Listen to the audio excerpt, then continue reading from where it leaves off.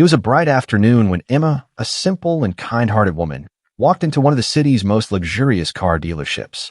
She wasn't wearing designer clothes or flashy jewelry, just a comfortable pair of sneakers, jeans, and a plain sweater. She had been saving up for a car, and today was the day she planned to make a purchase. Excitement bubbled in her chest as she looked around the showroom, admiring the sleek, high-end cars on display. Little did she know her appearance alone was enough to make the sales staff underestimate her. As Emma walked up to one of the luxury sedans, running her fingers over the glossy paint, a salesman named Rick approached her. He was a tall, well-dressed man with an arrogant smirk.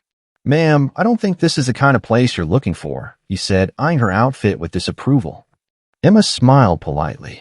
"Oh, I'd actually like to see some options. I'm looking for something comfortable but stylish." Rick let out a mocking chuckle and exchanged a glance with his coworker behind the desk. "I don't want to waste your time, but these cars start at 6 figures. Maybe you should try the used lot down the street." Emma's heart sank. She had expected professional service, not instant judgment based on her looks. But she wasn't one to argue. She simply nodded and decided to leave. As Emma turned to leave, Rick raised his voice, making sure everyone in the showroom could hear. "Ma'am, we don't allow window shoppers to waste our time here," he said with a smirk. A few customers chuckled, and another salesperson shook his head as if to agree. Emma's cheeks burned with embarrassment. Everyone was staring at her. A young couple nearby looked at her with pity, but no one spoke up. Rick leaned against the counter and mockingly added, "Maybe when you hit the lottery, you can come back." His coworker laughed, adding, "Or if you get a rich husband." Emma took a deep breath, choosing not to argue or lash out. Instead, she gave Rick a small smile and simply said, "Have a great day." She walked out of the dealership with grace, but little did Rick know his humiliation was coming. As Emma walked to her car, she pulled out her phone and dialed a number. "Hey, honey," she said warmly. On the other end of the line, her husband, William Carter, a well-known billionaire and CEO of a luxury car brand, could immediately tell something was wrong. "You sound off." "What happened?" he asked, his deep voice filled with concern. Emma hesitated. She wasn't the type to complain, but this time she felt the need to share. "I just stopped by Carter Auto to look at some cars, and let's just say the salespeople weren't very welcoming." There was silence for a moment. Then William's voice turned cold and serious. "They disrespected you?" Emma let out a soft chuckle. "They assumed I was broke. Kicked me out before I could even ask about the models." Another long silence. Then, in a calm but dangerously firm voice, William simply said, "I'll handle it." Emma knew what that meant. Rick and the rest of the dealership had no idea what was coming their way. The next morning, the Carter Auto dealership was business as usual.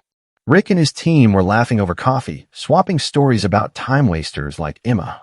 Then, a sudden hush fell over the showroom.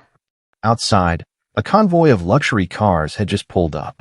At the front, a sleek custom Rolls-Royce Phantom, the kind of car that only the ultra-rich could afford. The door opened, and out stepped William Carter himself. Rick's face went pale. That's William Carter," one of the junior salespeople stammered. As the billionaire CEO strode in, the entire dealership snapped to attention. Employees stood up straighter, managers whispered nervously, and Rick's smirk completely vanished. William's sharp eyes scanned the room. Then, in a booming voice, he asked, "Where is the man who disrespected my wife?" Rick swallowed hard. Everyone turned to stare at him. The moment of reckoning had arrived. Rick could feel the sweat forming on his forehead. The once confident salesman who had laughed at Emma just the day before now looked like a deer caught in headlights. Emma stepped forward, standing beside her husband, her head held high. "So," William said, his voice dangerously calm, "you kicked my wife out of your dealership?" Rick stammered. "I didn't know she was." "Didn't know she was what?" William cut him off, raising an eyebrow. "Rich? Worthy of your attention? Do you treat all women like this who don't fit your ideal customer?" The dealership was dead silent. Employees looked away, pretending to focus on their paperwork. It was just a misunderstanding," Rick stuttered, forcing a nervous chuckle. "We get a lot of what?" William interrupted again. His voice was calm, but his presence filled the entire room. "You mean you judge people based on how they look?" Rick had no answer. William turned to the dealership's general manager, who was now looking extremely nervous. Is this the kind of service your business prides itself on? The manager swallowed. Mr. Carter, I had no idea. I assure you, this is not how we... William raised a hand, silencing him. Well, since you don't value my wife's business, he said, smirking, I suppose you won't mind losing all of mine. Rick's face went ghost white. The entire dealership staff held their breath, waiting for what would happen next. William Carter turned to his assistant, who had been quietly standing by the Rolls-Royce. Call up our legal team and have them draft a statement. Rick gulped. Illegal team? William ignored him and continued. I want every luxury dealership in the city to know how this one treats customers. Let's make sure this story gets as much attention as possible. Rick's knees nearly buckled. Mr. Carter, please. Emma, who had stayed silent up until now, finally spoke. Her voice was calm but sharp. Oh, now you're polite, she asked, tilting her head. Yesterday, you told me to go to a dealership I could actually afford. Rick winced at his own words. The general manager looked panicked. Mr. Carter, I assure you we don't condone this kind of treatment. We value all customers. William let out a low chuckle. Do you? Because my wife didn't feel very valued yesterday. The entire room was silent. Then, William dropped the bombshell. I was going to buy 3 luxury vehicles today for my company, he said, staring directly at the general manager. But now, I think I'll take my business elsewhere. Rick visibly paled. The manager scrambled, his voice shaking. Please, Mr. Carter. Let us make this right. We can offer a discount. William cut him off with a smirk. I don't need a discount. I need respect. And you lost that yesterday. Rick looked like he wanted to disappear. Emma glanced at her husband and smiled. Come on, honey. Let's find a dealership that actually treats people right. And with that, they turned and walked out. As Emma and William walked out of the dealership, the stunned silence inside exploded into chaos. Rick collapsed into a chair, rubbing his temples.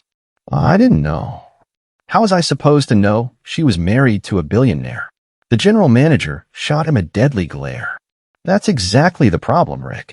You treated her like trash just because you assumed she wasn't worth your time. The other salesmen whispered among themselves, realizing how badly their dealership had just messed up. Then the phone rang. The receptionist answered hesitantly. Luxury Auto, how can I? Her face drained of color. Yes, sir. I understand. She slowly hung up and turned to the manager. That was corporate. The manager froze. And they saw everything. It not looking good. Rick gulped. Meanwhile, outside, Emma smiled as she climbed into the Rolls-Royce, still in shock over how William had handled the situation. I didn't expect all that, she admitted. William chuckled, shaking his head. You think I'd let someone treat my wife like that and just walk away? She squeezed his hand. That's why I love you. He smirked. Besides, I wasn't joking. I do need 3 new cars. Let's find a dealership that actually deserves our money. As they drove away, Rick sat inside, staring at the door, realizing that his arrogance had just cost him everything. Rick sat frozen at his desk, his hands trembling. The dealership manager had just stepped into his office, his face red with fury. You idiot. Do you even understand what you've done? The manager bellowed, slamming a stack of papers onto the desk. Rick flinched. Sir, I didn't know she was someone important. The manager let out a sharp laugh, devoid of humor.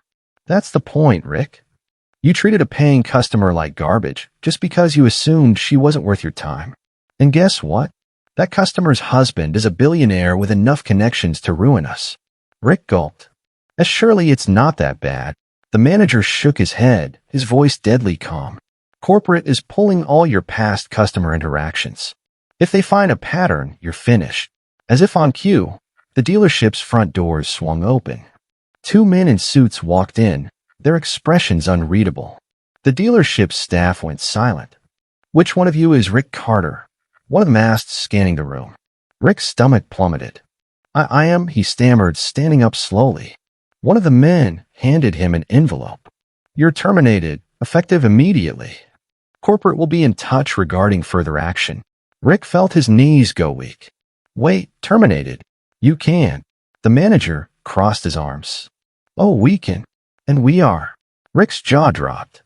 Just like that, his career was over. As he stood there in shock, a familiar black Rolls-Royce pulled up outside again.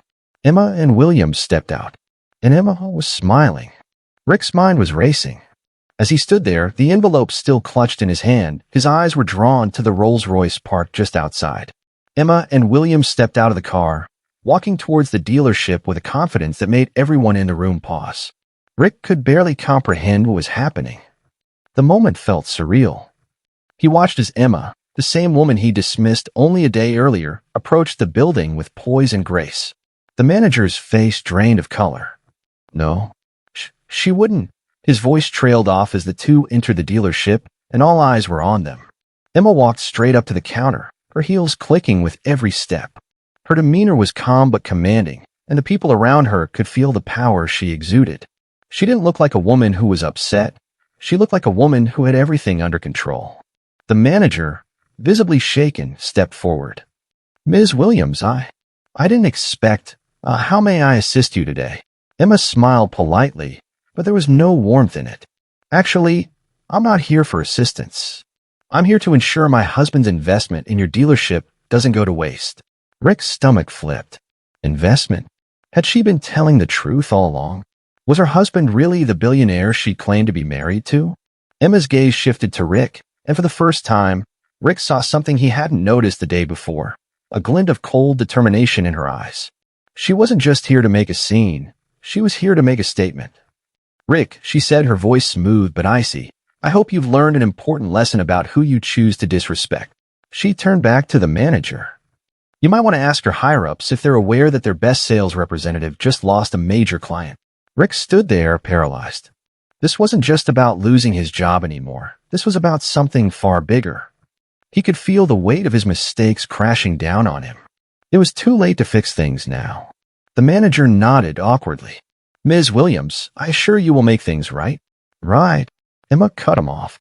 "There is no writing this, I'm afraid. Not when it comes to someone like Rick, who doesn't understand the value of respect." She turned back to Rick with a final, chilling look.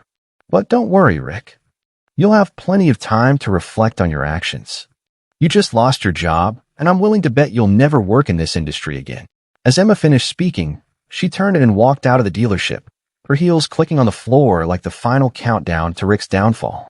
William followed closely behind, his face impassive, but Rick knew that in his eyes, he was just another person who'd earned their disdain. Rick couldn't even bring himself to respond. He stood frozen in place, every word Emma had said burning into his memory. And with that, the door slammed shut. The next few hours were a blur for Rick. After Emma's departure, the dealership was in complete silence. The shock of her words hung in the air like a thick fog, suffocating everyone in the room. Rick could feel the weight of every gaze on him, like he was the villain in some twisted story, the one everyone was eager to see defeated. His manager, still pale, finally spoke up. "Rick, you need to go. Now." The words were simple but crushing. Rick had no idea where to go from here, but he couldn't stay in the dealership. As he walked to his desk to pack his things, he realized that Emma wasn't just a woman with a rich husband. She was a force. And in one moment, she had taken everything from him. His job, his pride, his reputation. Word spread fast. By the time Rick stepped outside, his phone was already buzzing with messages and calls. He didn't need to check it to know what they were about. It was the same thing everyone was whispering at the dealership. Rick had messed with the wrong person, and now there were consequences. He'd gone too far, and now the universe was making him pay. The manager came out a few minutes later, his face unreadable. "Rick," he started, "I hate to say this, but the dealership's owner called. They were aware of the situation, and let's just say they weren't impressed with your handling of things." Rick nodded silently, the reality sinking in.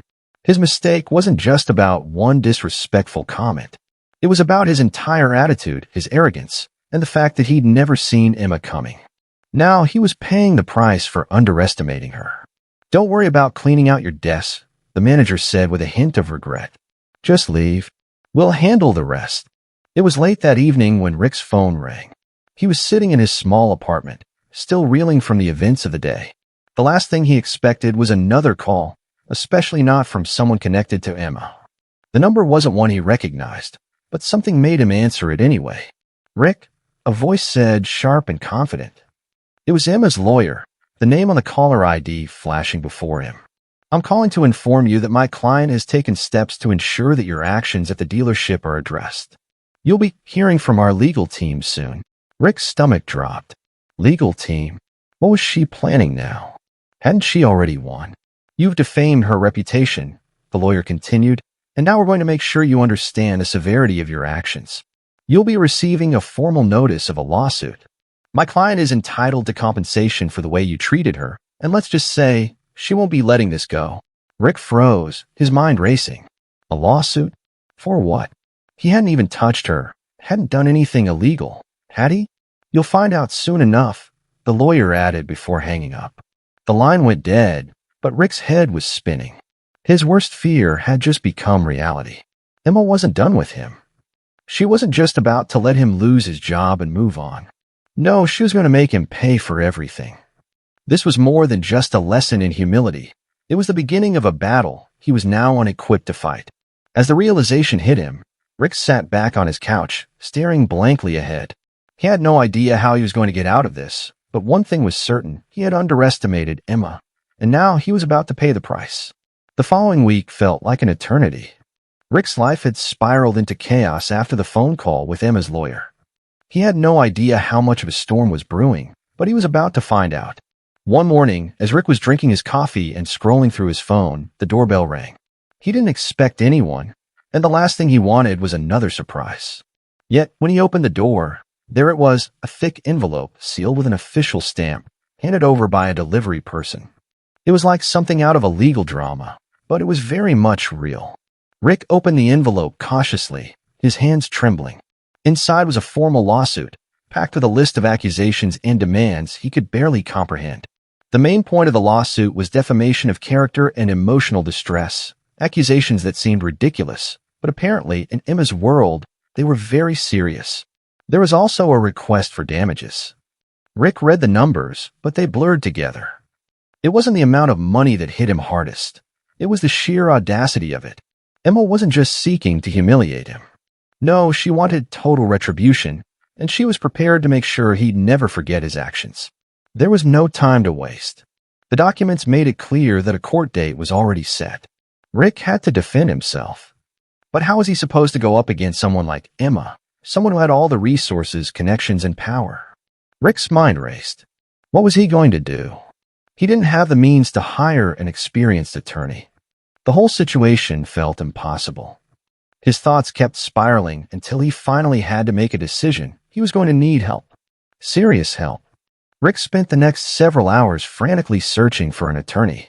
He knew he couldn't represent himself. After all, he wasn't a legal expert, and he needed someone who could counter the powerful forces Emma had behind her. He reached out to a few law firms, explaining the situation and hoping for some advice. Most attorneys didn't even bother to return his calls. They probably assumed the case wasn't worth their time. After all, Rick didn't exactly have deep pockets, and Emma's legal team was already well established. But then, just when he was about to give up, Rick got a call. It was from Mark Fletcher, a mid-level attorney with a small but reputable firm in the area. Mark had taken a look at Rick's case and decided it was worth meeting to discuss. The meeting was set for the next day. Rick couldn't help but feel a sliver of hope. Maybe this was his chance to get out of this mess. Maybe Mark would know a way to fight back against Emma's well-funded legal machine. That night, Rick couldn't sleep. His thoughts were filled with nothing but the case. He paced around his apartment, unable to shake the image of Emma, sitting in her luxurious mansion while he was now struggling to keep his head above water. The next day, Rick arrived at the small law office where he was to meet Mark Fletcher. The office was modest, with worn furniture and the distinct smell of coffee. But Mark, a man in his mid-40s with a professional yet approachable demeanor, was sharp and ready to get to work. As they sat down and Rick explained his side of the story, Mark listened intently, nodding occasionally.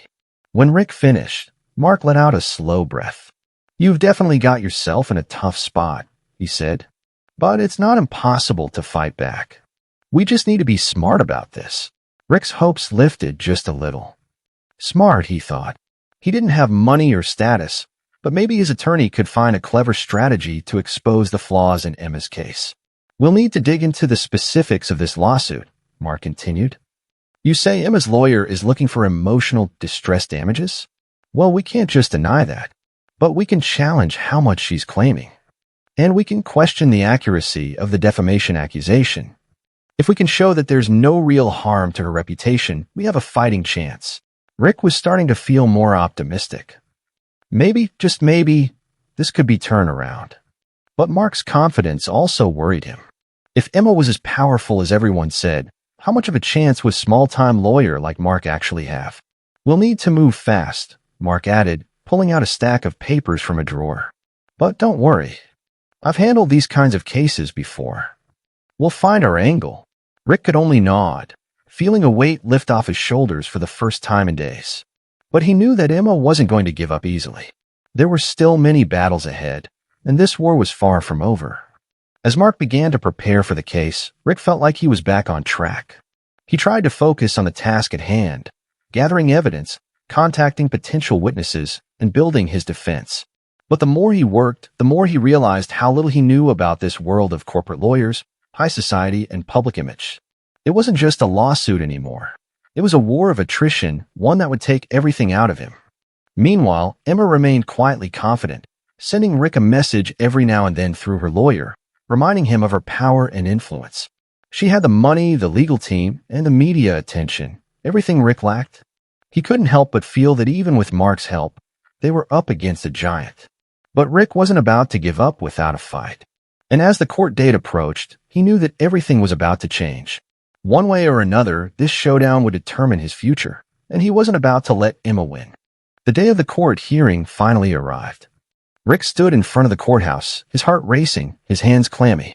He had prepared himself as much as possible, but he couldn't shake the feeling of being outmatched. He was about to face Emma, who, as expected, had an entire team of lawyers in her corner. She had money, power, and influence on her side, while Rick only had his determination and Mark Fletcher by his side. As Rick stepped into the courthouse, he could feel the tension in the air.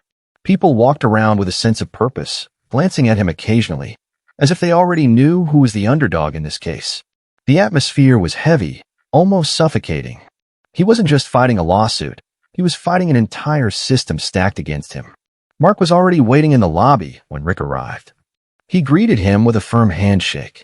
"You ready for this?" he asked, his expression serious but encouraging. Rick gave a small nod, though his nerves were evident. "As ready as I'll ever be." As they walked into the courtroom, Rick couldn't help but notice how formal and imposing the setting was.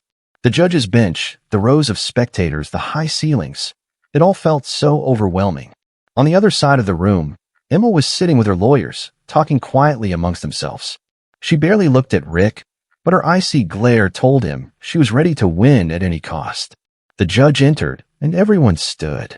Rick swallowed hard, trying to steady his breath. He knew this wasn't going to be easy. The judge, an older man with sharp eyes and a no-nonsense attitude, called a case to order. Emma's lawyer stood first, immediately outlining the accusations against Rick. The defamation, the emotional distress, and the damages she was claiming were all laid out before the court. Emma's legal team was as polished as ever, with each lawyer speaking clearly and confidently. They made it sound so convincing that Rick almost started to doubt himself. But then it was Mark's turn. He stood up and approached the podium, his demeanor calm and controlled. "Your Honor," Mark began, "we acknowledge the plaintiff's claims, but we dispute the very foundation of this lawsuit. The defamation accusations are based on inaccurate information, and the emotional distress claimed by the plaintiff is unsubstantiated." Mark's words struck a chord. It wasn't just a defense, it was a counterattack. He had studied the case thoroughly and was now challenging the very fabric of Emma's claims. Rick felt a surge of hope.